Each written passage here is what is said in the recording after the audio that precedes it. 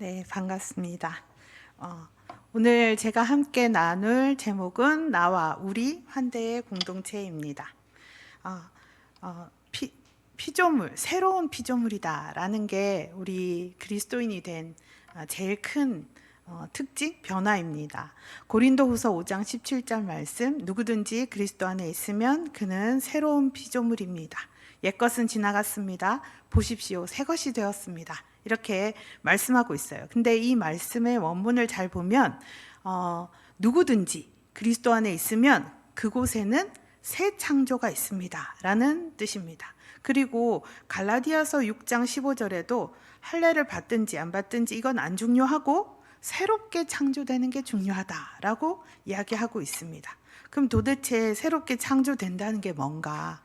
한마디로 우리 안에 내적인 완전한 새로 태어나면서 변화가 일어나는데 내적 치유가 일어납니다. 네, 우리는 그 치유 받는다 하면 간혹 이렇게 생각했어요. 기도해가지고 빠샤 해가지고 갑자기 막 허리 아프던 게 탁 났고 막 이런 거를 치유다 이렇게 생각하는 경향이 있어요. 근데 그게 아니고 진짜 치유의 핵심은 성장이라는 겁니다. 태어난 모든 생명은 그 성장하는 게 중요하잖아요. 그게 제일 큰 특징이고, 그러면 그 성장이 어떻게 이루어지는지 제가 옛날에 엑치에서 공부할 때 배웠던 내용인데, 제가 어디를 가든지 꼭 이거에 대해서 꼭 한 번은 나누고 그 다음 이야기를 하게 됩니다. 우리가 아기가 딱 태어나면요, 그 태어나서부터 6개월까지 이 아이는 하는 게 없습니다. 먹고 자고 싸고 울고 이거밖에 안 해요. 근데 우리가 다 어떻게 하죠? 너무 좋아해요. 너무 예쁘거든요. 너무 사랑스럽거든요. 그래서 그 기간 동안에 무한한 사랑을 주게 됩니다. 그래서 사람은 태어나서 그 6개월까지 이 사랑을 충분히 받아야 하는 그 사랑의 시기가 있어요. 그게 첫 번째 그 탑의 기초예요. 그 다음에 6개월부터 아이들이 뭘 하는지 혹시 아시나요? 그때부터 이제 이렇게 합니다. 왜 하죠? 막 탐색을 하는 거예요. 그래가지고 제일 많이 하는 게 뭐든지 집어서 입에 가져갑니다. 먹어도 되나? 네, 먹어도 되는지 안 되는지 어떻게 알까요? 딱 먹었는데 엄마가 야! 안 돼! 이렇게 하면 이거 아니구나. 엄마가 아무 소리 하네. 이거 해도 되겠네? 이렇게 하거든요. 이게 이 과정. 이렇게 해서 가는 과정은 신뢰의 과정이에요.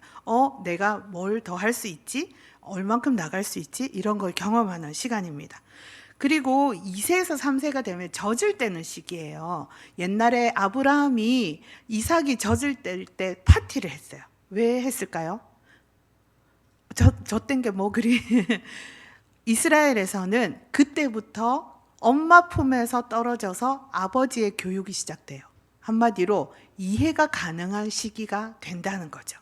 그래서 이때부터 5세가 될 때까지 배우고 알아듣고 이 과정을 하게 됩니다. 그러다가 5세쯤 되면 이 아이들이 뭘 하냐 하면 놀이를 해요. 엄마 놀이, 아빠 놀이 이런 걸 해요. 역할을 하게 됩니다. 그래서 뭔가 자기 역할, 자기 자리를 찾게 되는, 그래서 이 시기를 존경의 시기라고 부릅니다. 그런데 이게 아니고 이 탄생에서부터 7세까지 이렇게 사랑을 쌓고 신뢰를 쌓고 이해를 쌓고 존경을 쌓고 이런 과정을 이게 일어나는데, 이거를 한 번만 하는 게 아니라 청소년기에 또 한 번 하는 거예요. 그래서 사실은 청소년기에 다시 태어나는 겁니다. 근데 이제 엄마들이 이제 열심히 이제 키워가지고 한 10살, 11살, 12살 이제 됐으니 이제 많이 노력한 거예요, 엄마는. 그래서 이제 얘가 다 컸다고 생각이 들기 때문에 이제는 뭔가 대학 갈 준비도 하고 제대로 공부도 좀 하고 뭔가 역할을 잘해주기를 기대하는데 그러면 안 되는 거예요. 이때 애들은 다시 태어나요. 아기가 되는 거예요. 그래서 이때 다시 무한한 사랑이 필요하고 그다음에 신뢰가 필요하고 이해가 필요하고 존경, 이 과정을 거치게 됩니다. 이게 되면 자기 역할을 알고 또 뭔가 공부도 하고 자기 방향도 잡고 이게 가능한 거죠. 그러다가 또 한 번 더 기회가 있어요. 결혼을 하면 또 그때 처음 아기로 다시 태어나는 거예요.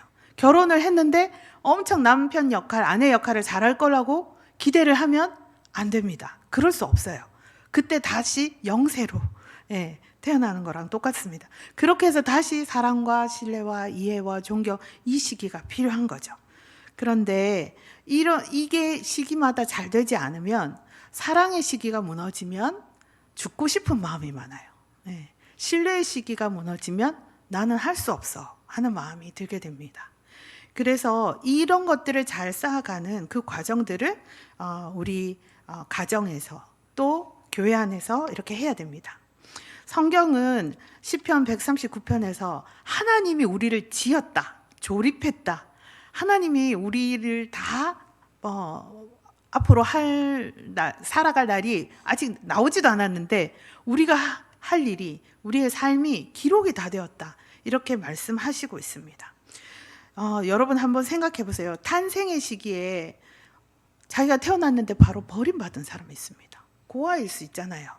그리고 청소년기에 집이 망하고 가족이 뿔뿔이 흩어질 수도 있어요. 그리고 결혼을 했는데 진짜 말도 안 되는 배우자를 만나서 말 그대로 인생을 망칠 수도 있습니다. 그런 일들이 일어날 수 있어요. 다 이 인생에 어떻게 보면 3번의 기회가 있을 수 있지만 또 한편으로는 다 무너질 수도 있어요. 그런데 중요한 것은 하나님이 우리를 태어나게 하셨다는 겁니다. 저를 따라서 해보겠습니다. 나는 하나님으로부터 태어났다.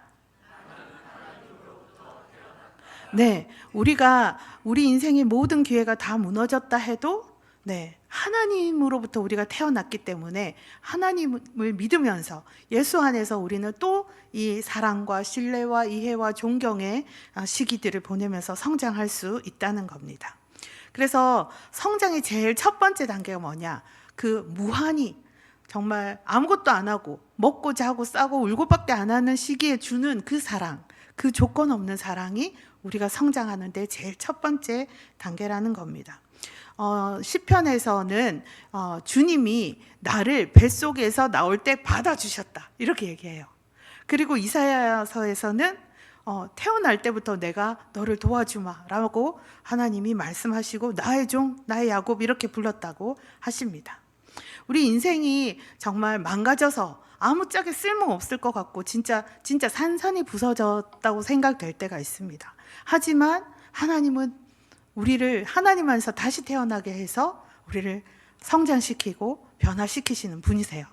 킹츠기라는 수법이 있습니다. 이게 뭐냐 하면 도자기가 깨졌을 때 금을 이어 붙이다 라는 말입니다. 15세기 일본에서 시작한 그릇 수선인데, 깨진 도자기를 밀가루풀로 붙여서 거기에 옷을 칠한 다음에 금이나 은가루를 뿌려요. 그러면 이게 원래 도자기보다도 훨씬 더 아름답게 되는 거예요. 하나님이 우리에게 하시는 작업이 이렇다는 겁니다. 그래서 이 사랑의 시기에 모토가 있어요. 저를 따라 해주세요. 나는 살아서 기쁘다. 그 다음 옆에 있는 분들을 향해서 얼굴을 돌려주시고, 당신이 있어서 좋습니다. 당신이 있어서 좋습니다. 우리가 가정에서 또 교회에서 이게 일단 돼야 되는 거예요. 나는 하나님 안에서 태어나서 기쁘다. 그리고 당신이 있는 게 너무 좋아요. 뭘 해서가 아니라 당신이 그냥 먹고 자고 싸고 울어도 그냥 좋습니다 하는 게 하나님의 교회에서, 하나님의 가족 안에서 일어나는 그 성장의 첫 번째 단계라는 겁니다. 하나님을 우리가 어찌어찌 내가 잘 알아서 하나님 믿은 것 같지만 사실은 하나님 나라가 우리한테 쳐들어왔어요. 예수님을 믿으면서 우리에게 하나님이 찾아오셨어요. 그런데 하나님이 우리를 불러가지고 도대체 뭘 하시려는 걸까요? 하나님은 이 온 세상을, 이 온 우주를 구원하시기 위한 계획 가운데 우리를 찾아오신 거거든요. 그래서 그 달라스 윌라드가 쓴 책에 보면 그 사람은 은혜를 이렇게 설명합니다. 은혜가 뭐냐? 그건 그전에는 없었던 자유. 뭐냐 하면 옛날에는 아담이 어땠어요? 선악과를 먹어서 뭐가 될 것처럼 해가지고 먹었는데 무슨 일이 일어났습니까? 선을 알지만 선을 할 수가 없어요. 악을 아는데 악을 안 할 능력이 없는 거예요. 그게 자유를 줄 줄 알았지만 자유를 주지 못했어요. 우리에게 진짜 자유, 선을 보면 진짜로 선을 할 수 있는 능력, 그게 바로 예수를 믿으면서 갖게 된다는 겁니다. 그런데 이 자유 안에서 그런 우리가 그 자유를 누리고 있기 때문에 뭘 할 수 있느냐?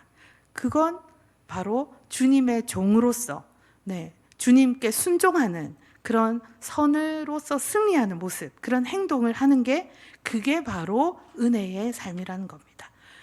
은혜는 뭐든지 내가 아무것도 안 해도 다 돼, 이런 개념이 아니라 근본적으로 선을 행할 수 없던 우리가 선을 할 수 있는 자유를 얻어서 참으로 선을 행할 의지를 갖고 종이 되어서 하나님을 섬기게 된다는 겁니다. 그래서 달라스 윌라드가 말한 제자의 정의가 있어요. 이렇습니다. 제가 읽어드릴게요. 하나님의 말씀과 성령 안에서 성자 예수를 사모하며 아버지께 감사하는 마음으로 살아가는 종. 진정한 자유를 누리는, 즉 최고의 선이신 하나님의 도우심으로 선을 알고 행할 수 있는 능력 있는 사람. 이게 바로 제자라는 겁니다. 그러면 예수를 믿으면 바로 선을 진짜 이제 할 수 있는 능력 생겼으니까 바로 선을 행하나요? 그렇지가 않습니다.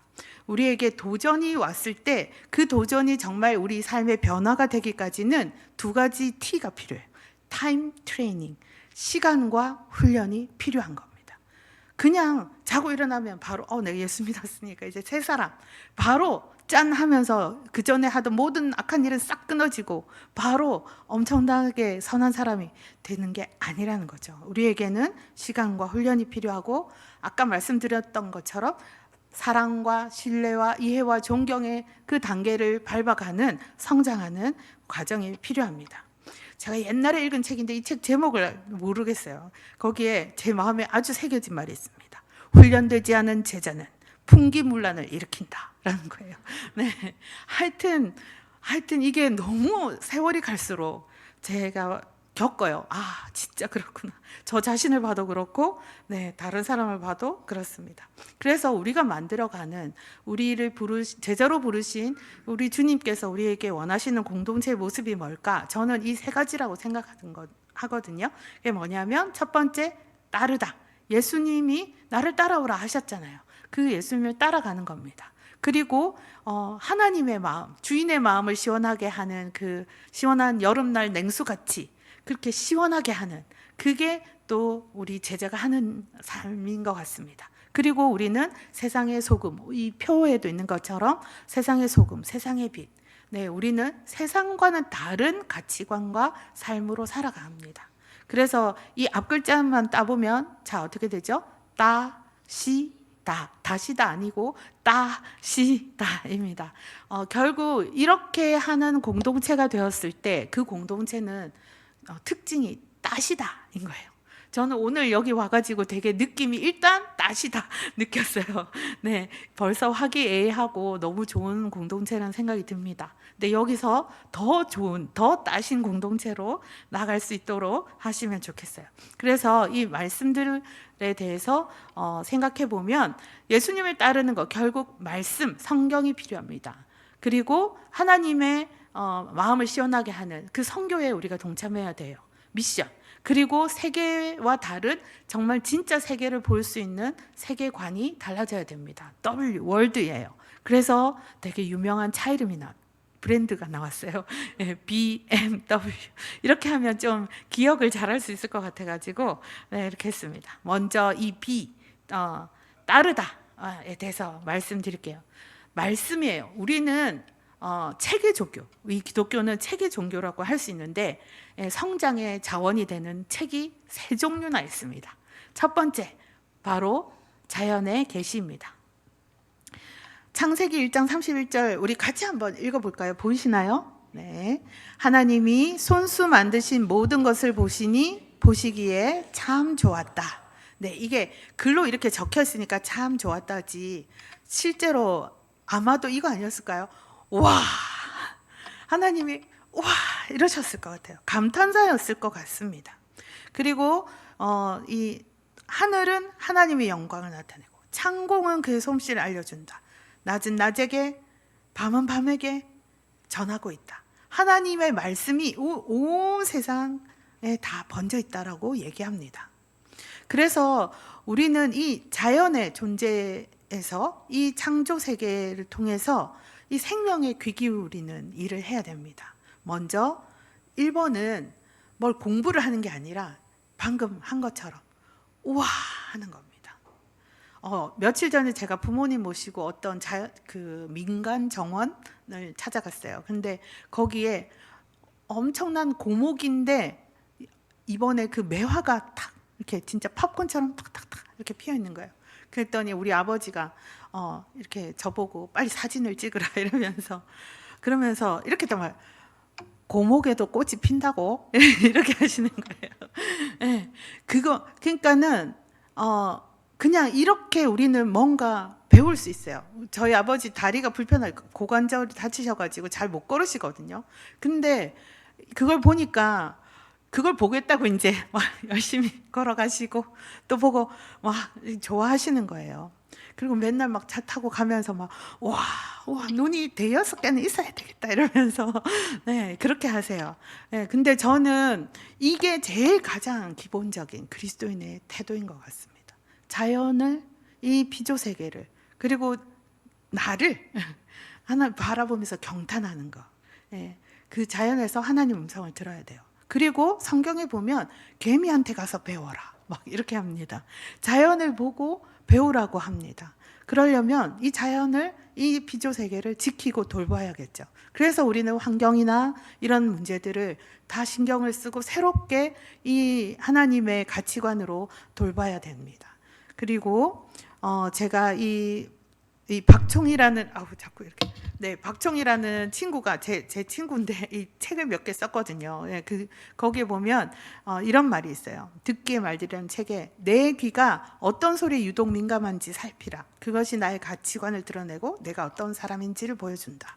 우리가 진짜 뭐에 귀가 번쩍 뜨이는지 우리가 정말 이 자연의 생명 그리고 내가 함께 살아가는 사람들의 그 생명 이 피조 세계의 이야기에 내가 귀를 기울이며 하나님의 음성을 듣는지 우리 자신을 한번 돌아보시면 좋겠습니다. 자, 두 번째 책은 뭐냐? 바로 예수님의 모범입니다. 그리고 성경의 가르침이에요. 예수님은 자신이 온유하고 겸손하다 하면서 자기에게 배우라고 하셨어요.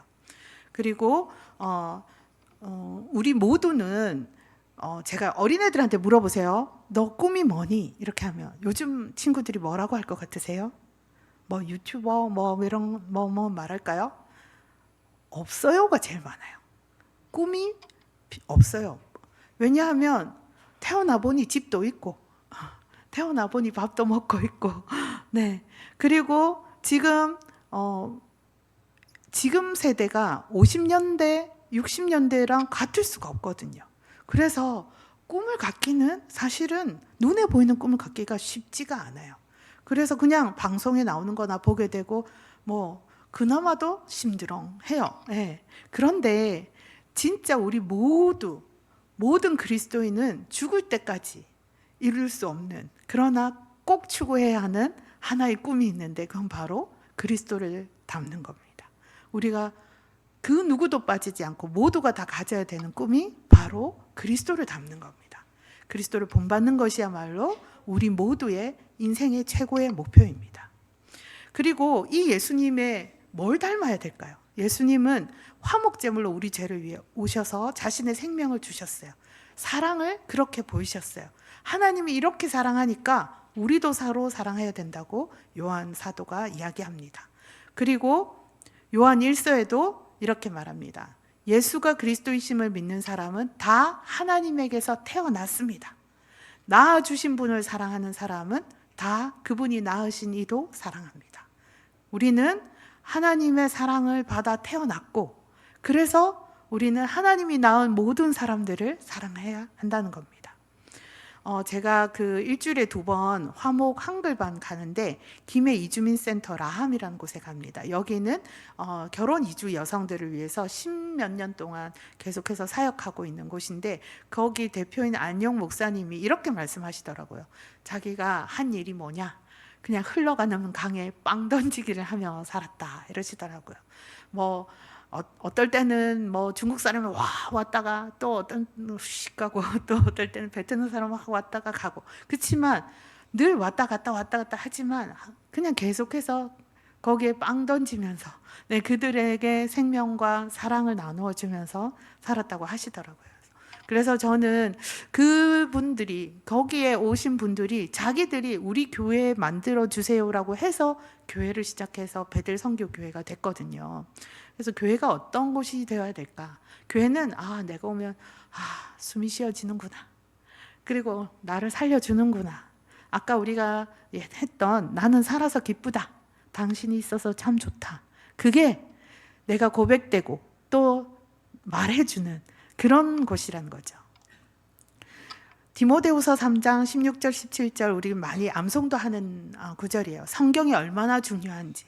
근데 성경이 우리에게 가르쳐 주는 게 많은데 결국 뭘 하게 하려냐면 선한 일을 하는 그 능력을 제대로 발휘하게 해준다는 겁니다.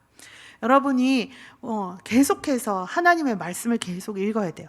그냥 성경 많이 읽었다 자랑하기 위해서가 아니라, 그리고 우리 일주일 동안 매일 말씀 묵상하잖아요. 왜 합니까? 이걸 통해서 우리가 받은 그 선한 능력을 제대로 선한 일을 행하는데 쓰기 위해서, 그렇게 하기 위해서 이 성경이 필요한 겁니다.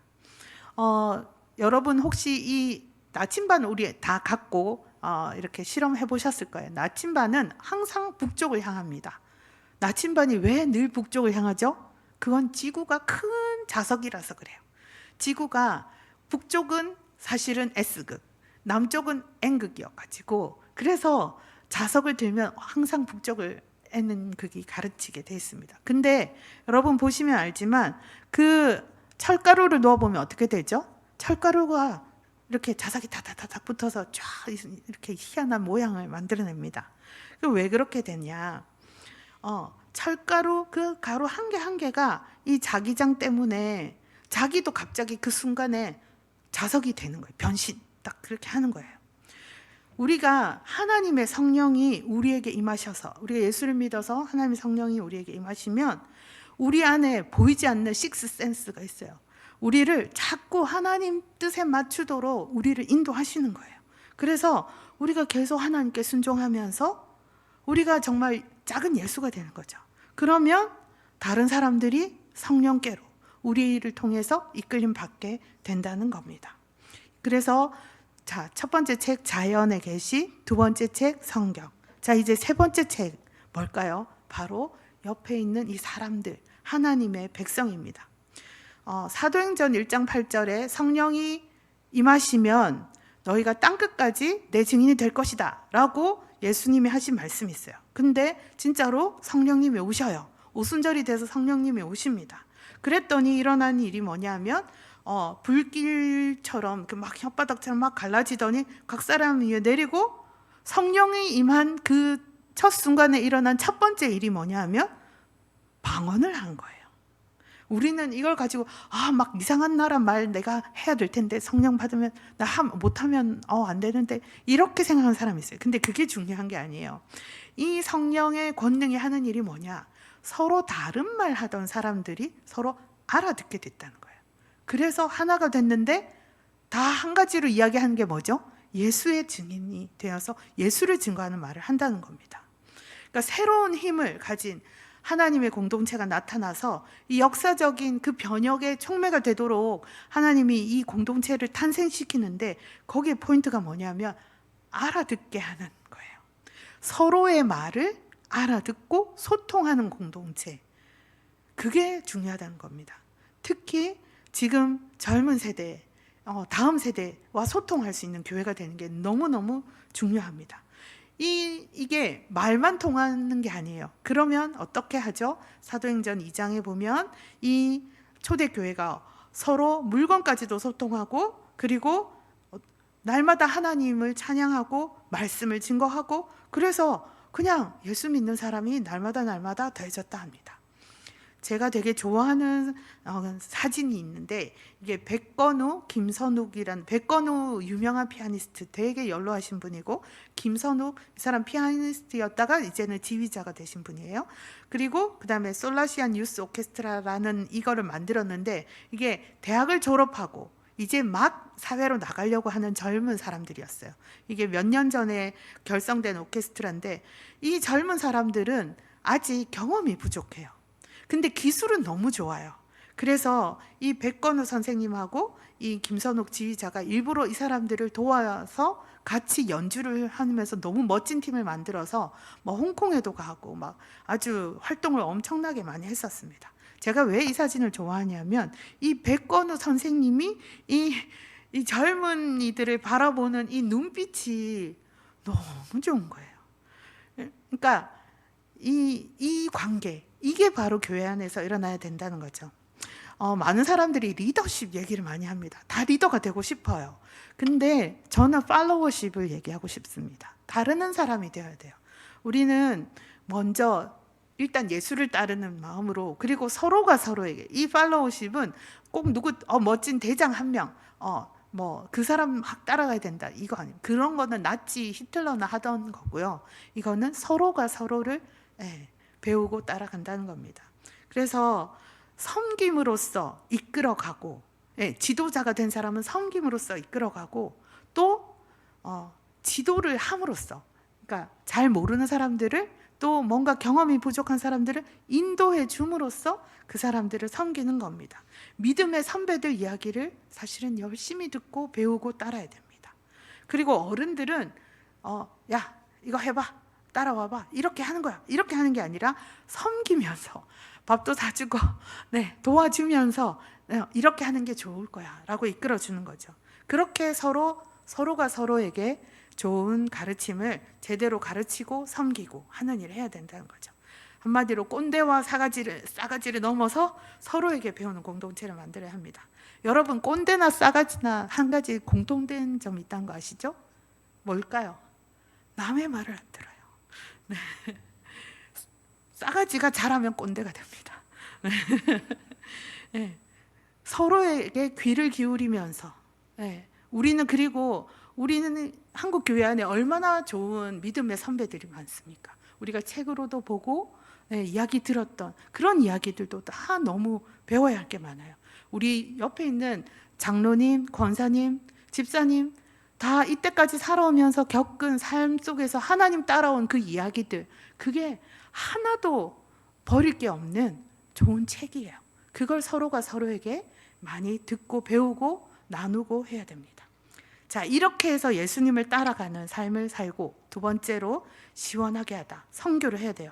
하나님의 선교를 해야 되는데, 저는 최근에 청년들하고 자꾸 대화를 나누다 보면 계속 같은 말을 하게 되는데, 제가 맨날 이래요. 지금은 마음이 선교지다. 그러니까 내 마음과 옆에 있는 사람의 마음에 죽고 싶은 마음이 아니라 살고 싶은 마음을 일으키는 거, 그게 선교다라는 말을 많이 하게 됩니다. 2022년에 나온 책, 가장 외로운 선택이란 책은 청년 자살에 대해 다뤘어요.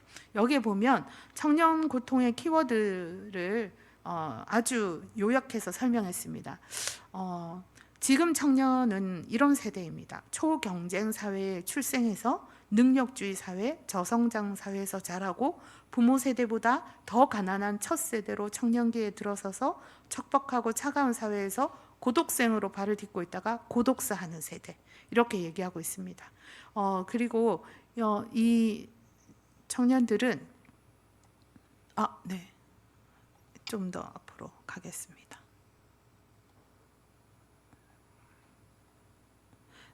이 한국과 세계 청년이 상태가 다르지 않아요. 안정적인 직업 없고 자립을 못했어요. 이게 정체성 유예, 정체성 유예라는 그 용어가 있는데, 이게 뭐냐면 내가 누구인지 알고 그걸 분명하게 이해를 한 다음에 나는 이런 삶을 살아야지 방향을 잡고 나가는, 그게 정리가 되는 게 청년 시기라고 마르시아라는 사람이 말을 한 건데, 근데 그게 자꾸 안 되는 거예요. 여기 보면 직업과 파트너 결정이 힘들어졌다 했는데, 청년들은 지금 직업도 없고 결혼도 못하고 집도 없고 이렇습니다. 그 1인 가구가 늘면서 그냥 떠돌아다니는 노마드 인구가 됐고, 그래서 고립되었다, 외롭다, 이게 제일 지배적인 정서가 되고 있어요. 이 세 가지, 방금 말씀드린 직업, 결혼, 그 다음에 집, 이 세 가지가 한 방에 해결되는 데가 있어요. 어딜까요? 이단입니다. 이단은 이 세 개를 다 해결해줘요. 자기네들 사업체에 있어서 일하게 해줍니다. 그리고 그 안에서 짝도 지어줍니다. 그리고 공동으로 살게 하면서 집도 제공해줘요. 이러니 청년들이 이단에 안 갈 수가 없는 상황이에요. 그래서 교회가 이 세 가지 중에 한 가지만이라도 우리 교회 안에 혹은 우리 주변의 청년들에게 관심을 가지면 그들을 이단에게 뺏기지 않고 지킬 수 있어요.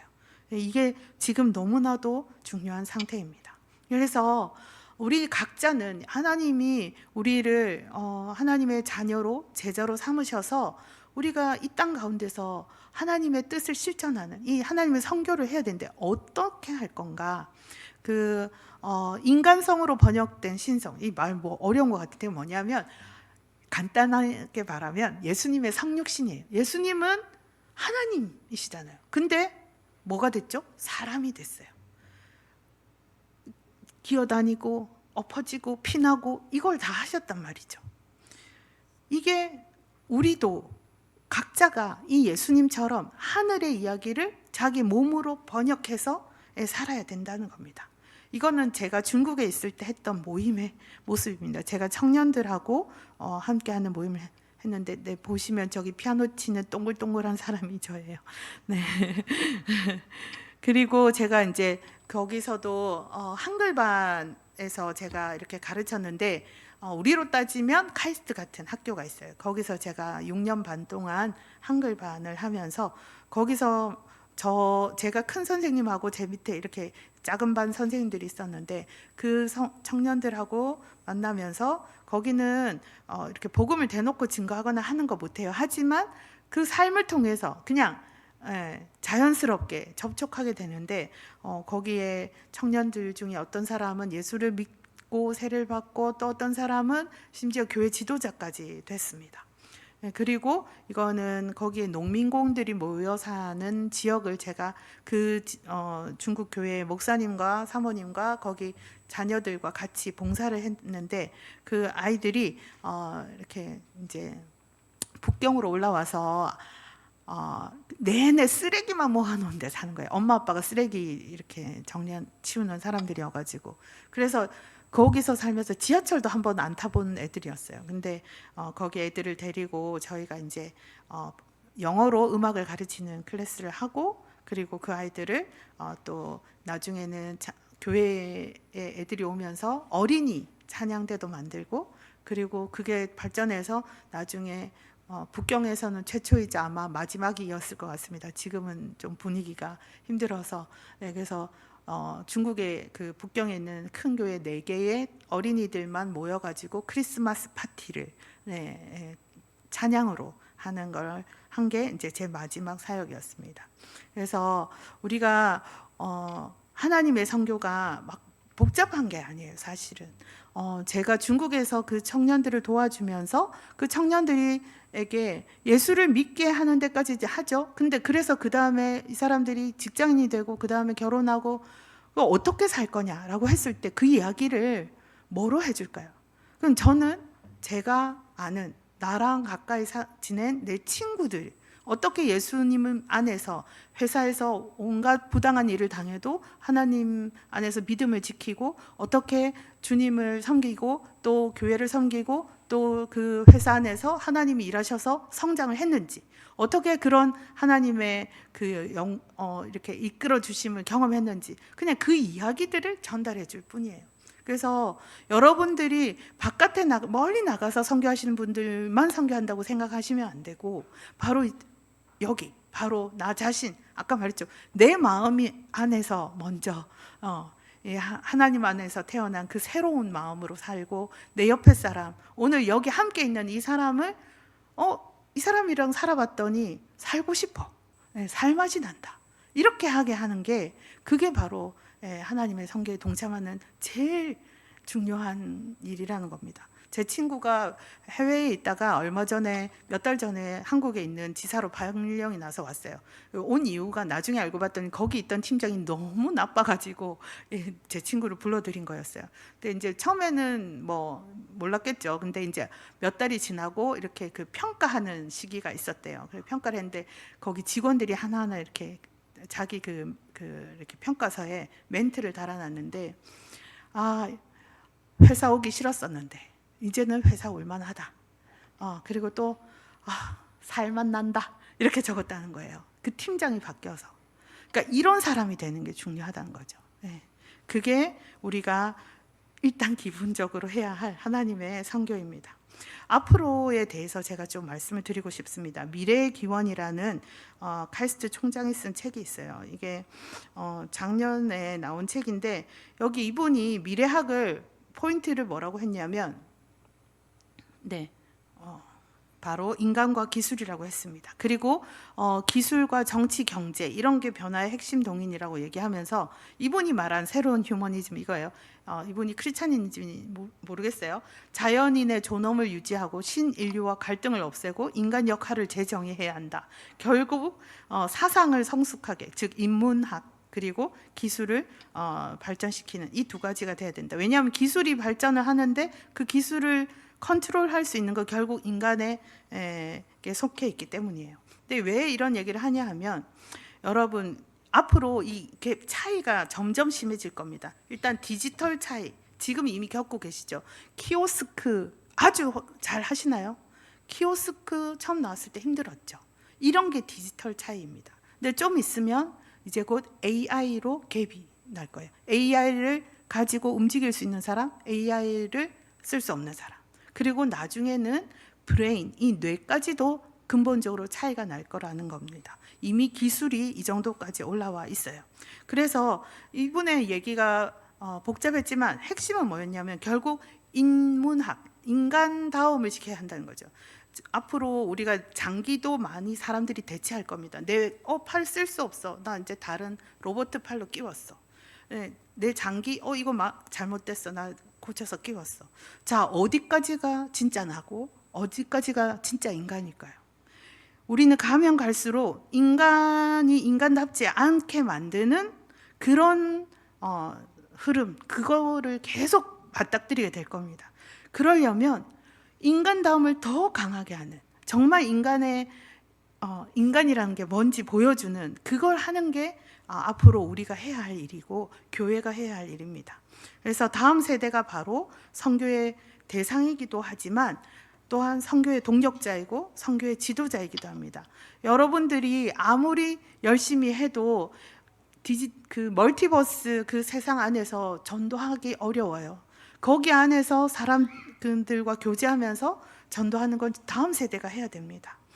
제가 청년 사역할 때 우리 청년부에 탄소 금식과 이런 환경에 대한 이야기를 많이 했는데 처음에는 엄청 듣기 싫었어요. 근데 딱 1년 지나니까 자기네들이 달란트 잔치 하듯이 환경 잔치를 만들었어요. 분리수거하면 몇 점, 포인트 몇 점 주고 막 이래가지고 상품 주는 걸 했습니다.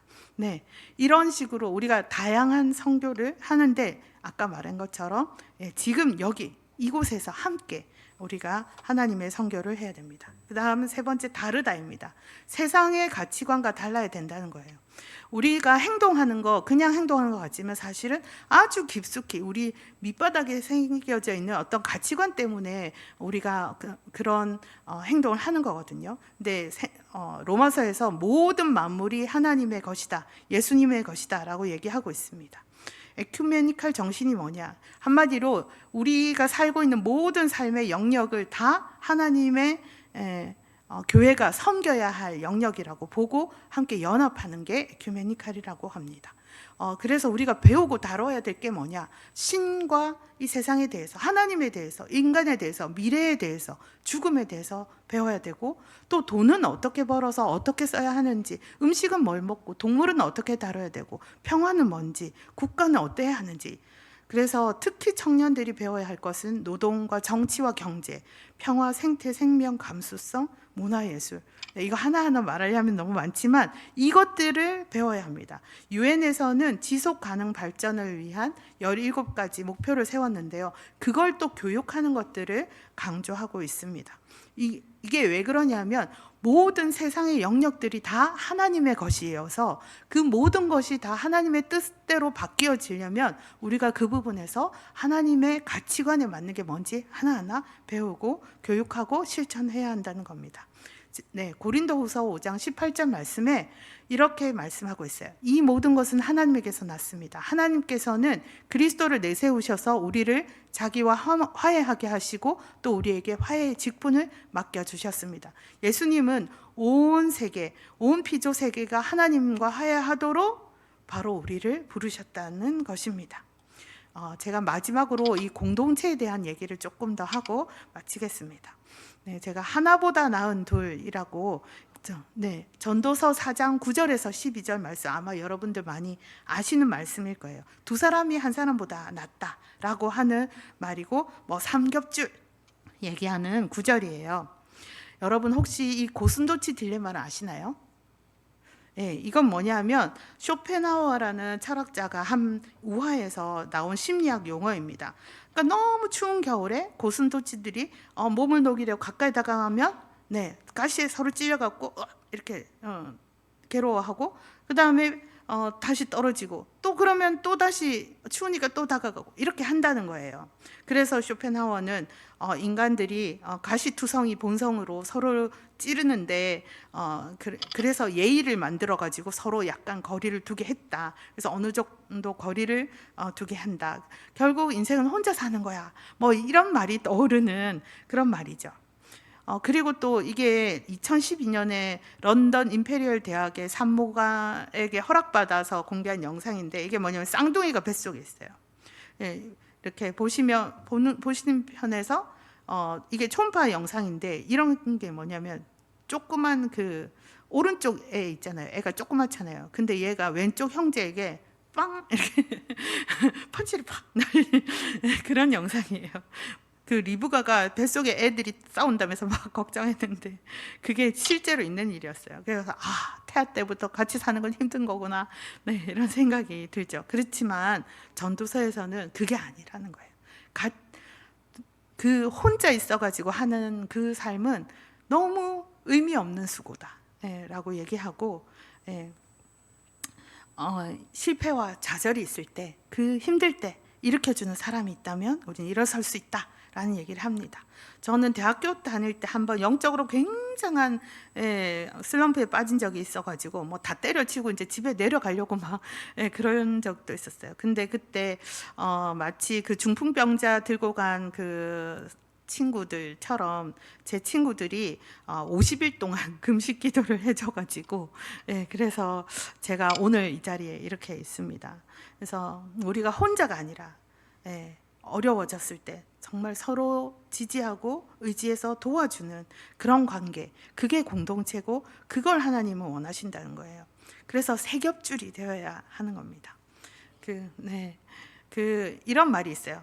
이게 직 지글러라는 자기계발로 유명한 강사가 한 말인데요.